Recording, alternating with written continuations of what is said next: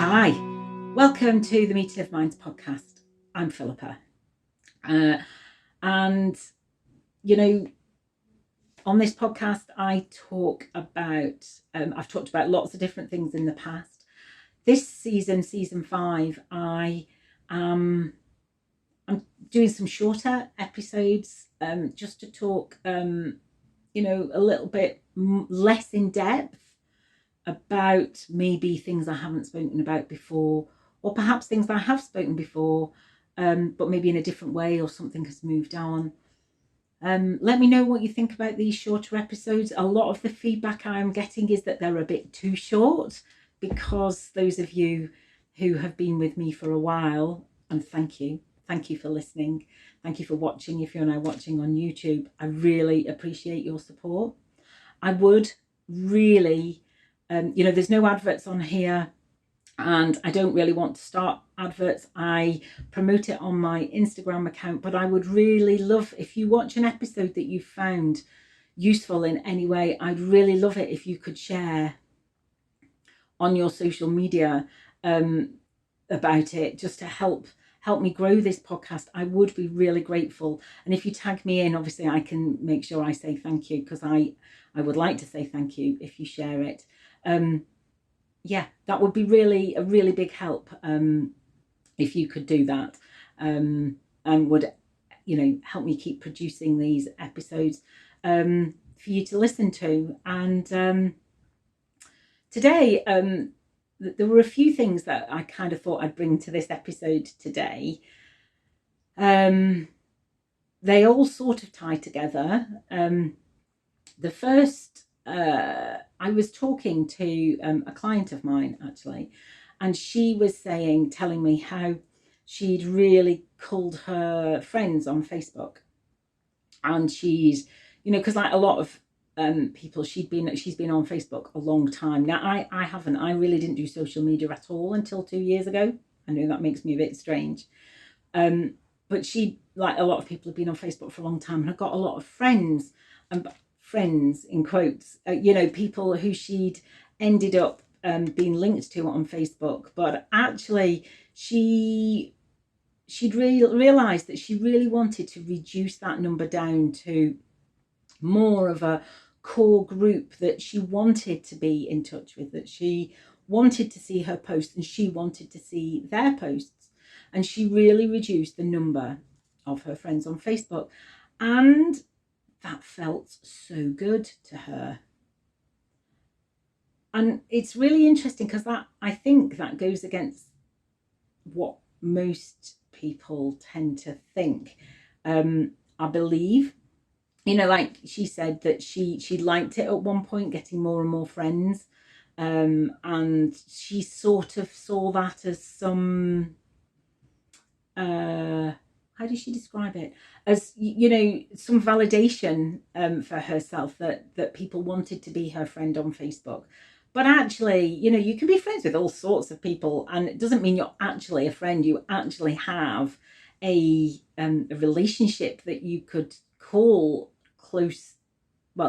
friend, just because you're seeing each other's posts on Facebook.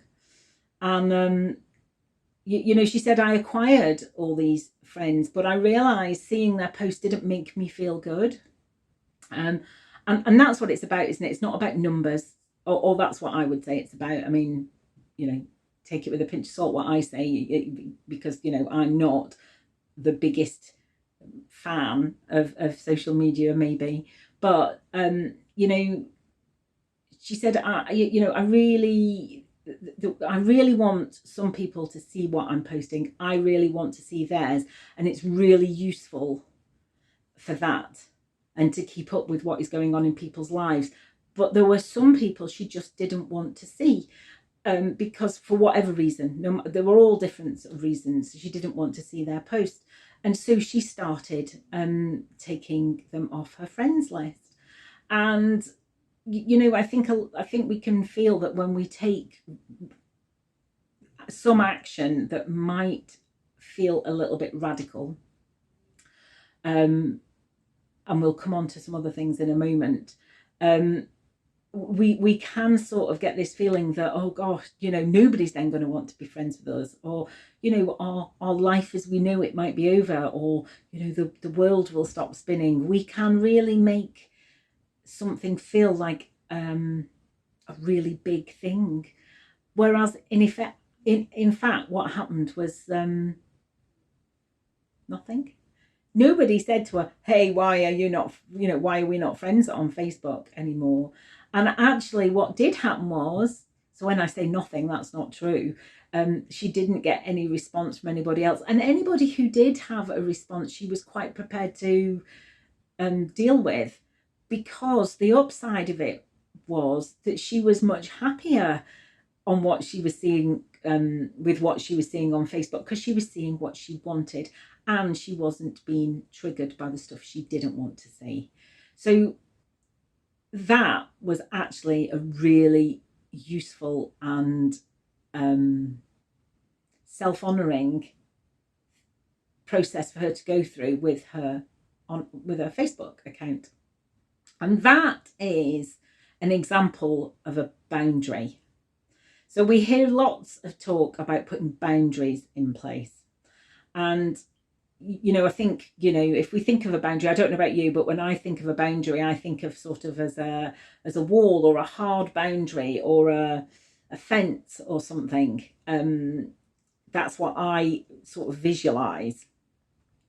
And it's actually quite helpful for me to think like that. And, you know, I don't know how you might visualize a boundary, but what I am meaning for me with a boundary is that I am inside this fence, shall we say. I mean, the fence might be see-through, so I can, you know, or have gaps in it so I can see through to the outside, but I'm on the inside, and I choose who, what, why.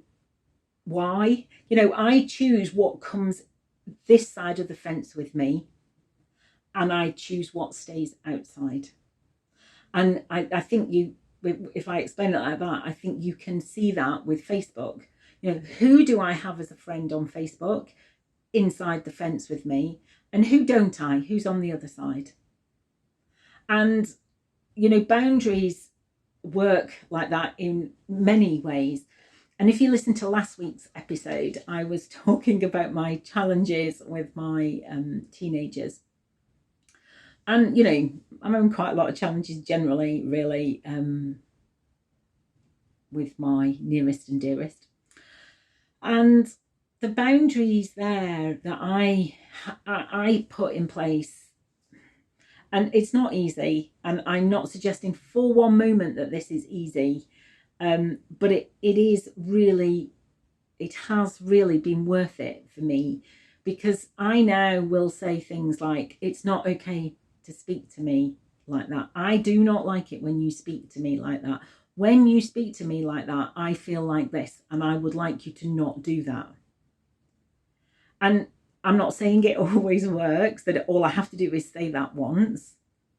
But there are two things happening there.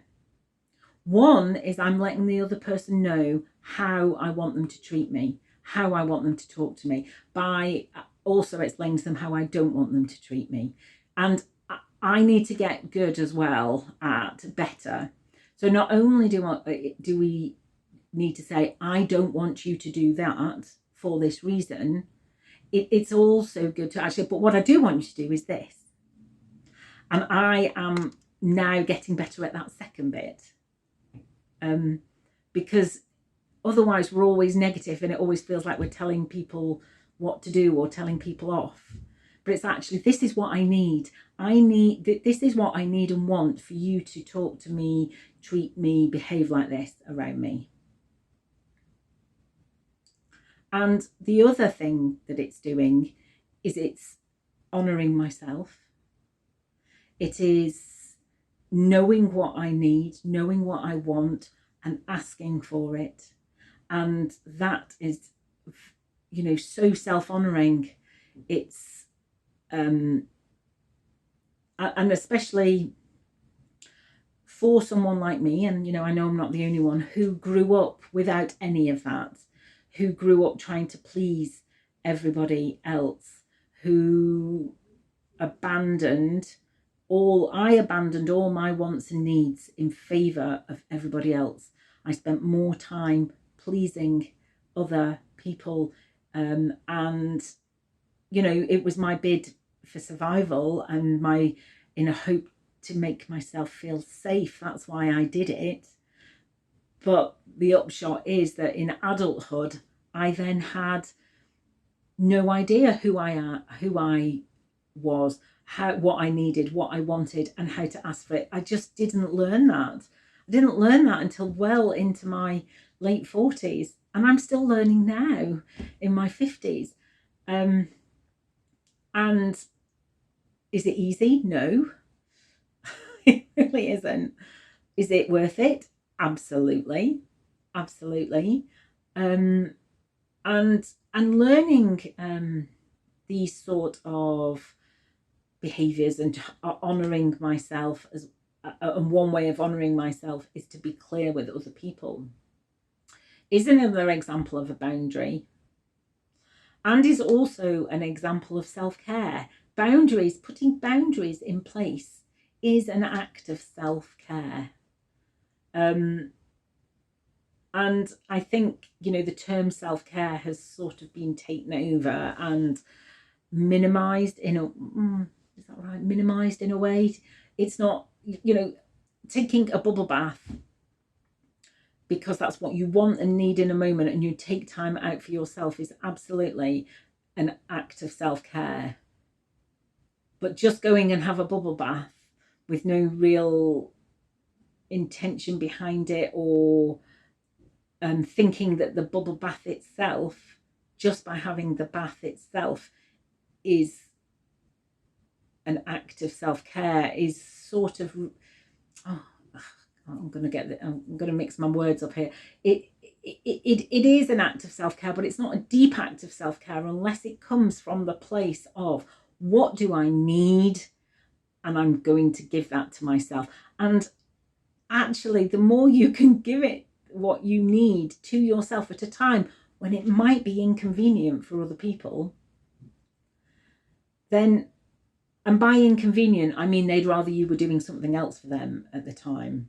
I don't mean deciding to have a bath when you're all about to go out.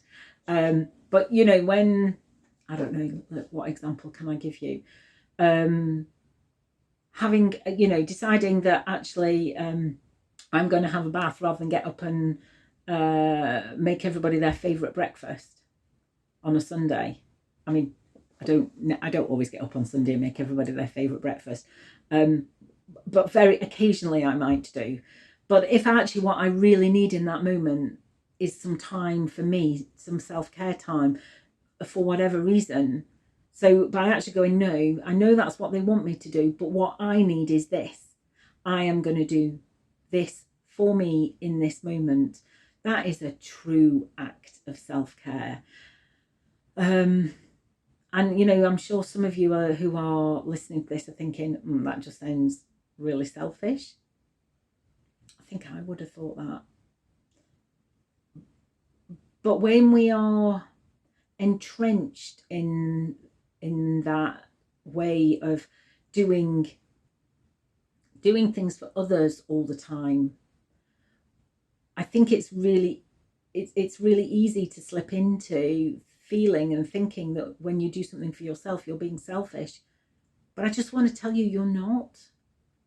And also, you can take what I say with a pinch of salt, but it's not selfish. And I don't think you'd be listening to my podcast if you weren't open to some of the things that I say.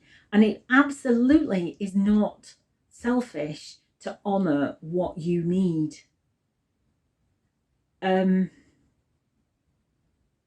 You spend most of your time, or a lot of your time, or a fair bit of your time honouring what other people need. So why would it be selfish to honour what you need? Why would it? It's not, is it? But we can get ourselves into that loop where we think it is. And I definitely experienced a little bit of pushback at the beginning of my journey to where I am now. Not as much as I thought I would do. The world didn't stop spinning, and life didn't fall apart. In fact, the more I honoured my needs and my wants, the more I could, the more, well, I was going to say the more I was aware. I wasn't aware of a huge amount at the beginning, that came later. But the more I honoured what I wanted and needed, the less angry, the less frustrated I felt about being there for everybody else and feeling like nobody was there for me. And the more that went on, the more I could model to other people, my family, I mean, what my wants and needs were. And slowly they are getting more in tune with the idea that I have wants and needs too. I need to spend time on my self-care. I need to put boundaries in place, because then I am in a much better place for myself. I am happier. I am more full of joy. I am more just full of myself. I don't mean, oh, she's full of herself, but just more myself, grounded in my body, more me, more true. For me, that has brought a lot of calm and ease. And then the more able I am to be there for others. And I think I spoke in a previous episode about being able to flow a little bit more with, the way plans get changed at the last minute and things have to ebb and flow. The more I am able to go with that now. I mean, gosh, I used to be such a planner. I'd have everything planned out, and woe betide whoever was the one who messed up plans, because I found that really hard when things didn't go according to plan. But all that planning kind of stops us being in the moment and being able to flow, and also being ready to and open to those moments, those fun, exciting, joyful, impactful moments that can happen when we have space to see them and experience them. So yeah, it's really interesting talking about this out loud and experiencing, like, for me, how things have changed. And I think, like I said last week, has it been easy? No. Has it been worth it? Absolutely. Is it ongoing? Yes. And when I say, has it been hard? It has, yes. But I am coming from 47 years largely of trauma and conditioning, and having brought my survival patterns into my adulthood. I had a lot of unraveling to do, a lot of relearning, I had a lot of work to do.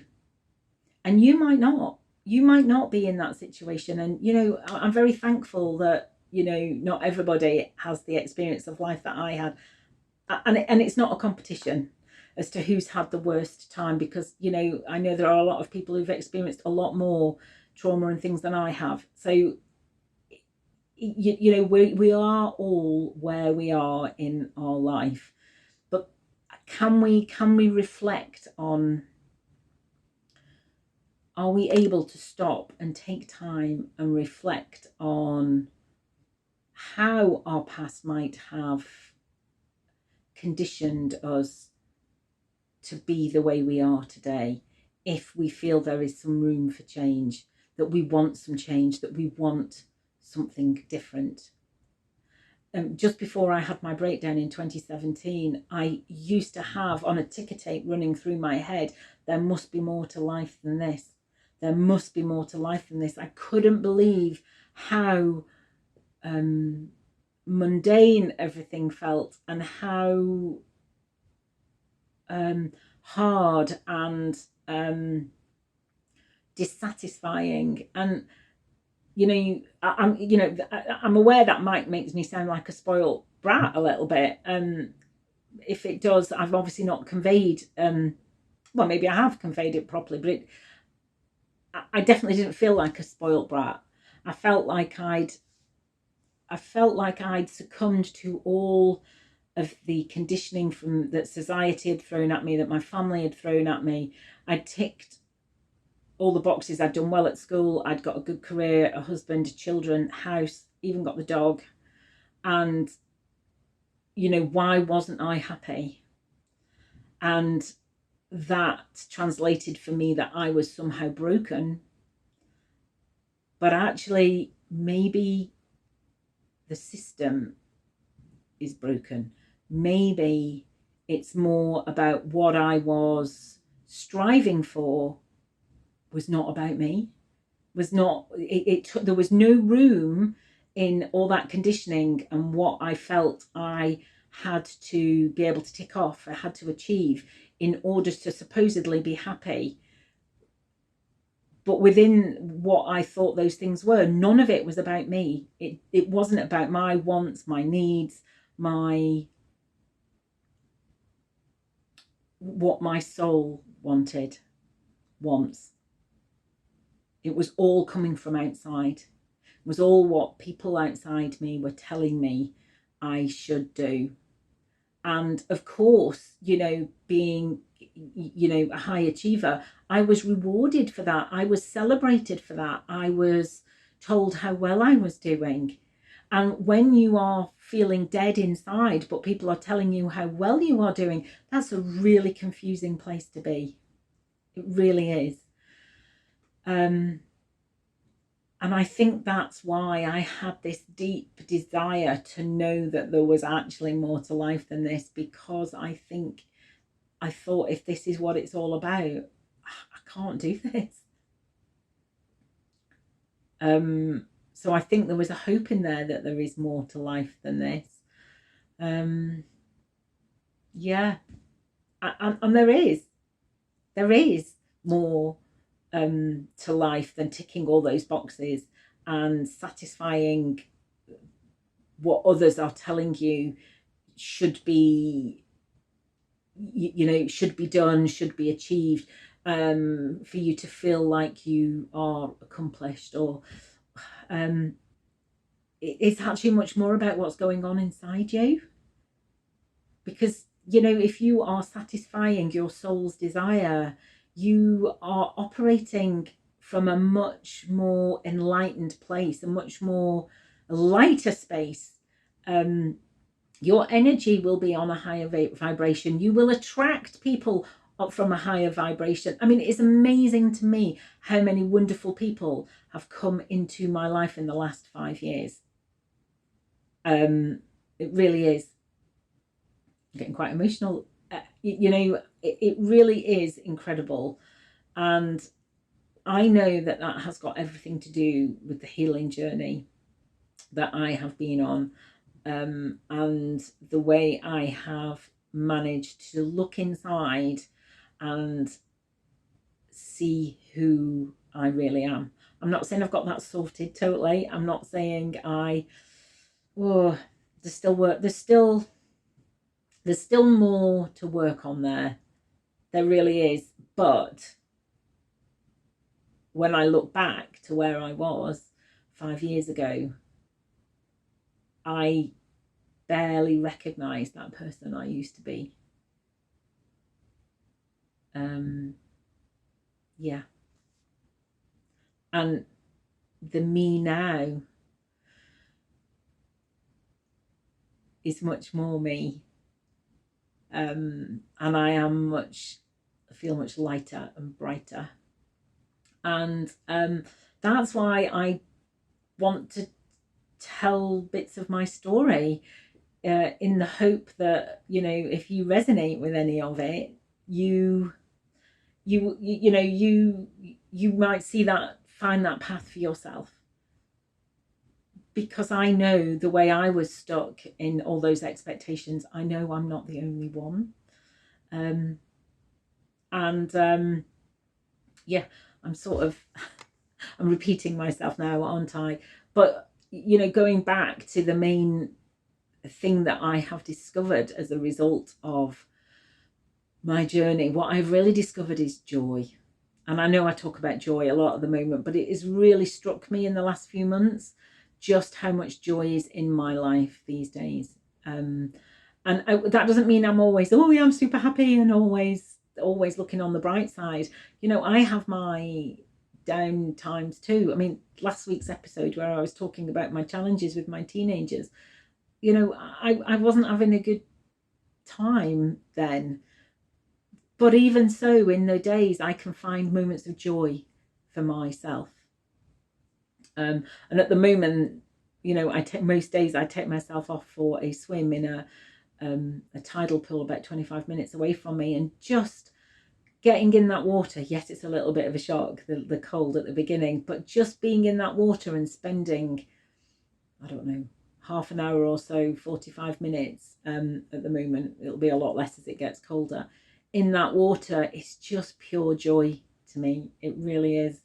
The view is fantastic over the sea wall. It's just the sea and the pier, and you know, it's really open vista. I love that. It's never particularly busy. There's not too many people there. I love playing in the water. I kind of go in and play a bit. I swim, of course I do a bit, but I'm not really going for the exercise.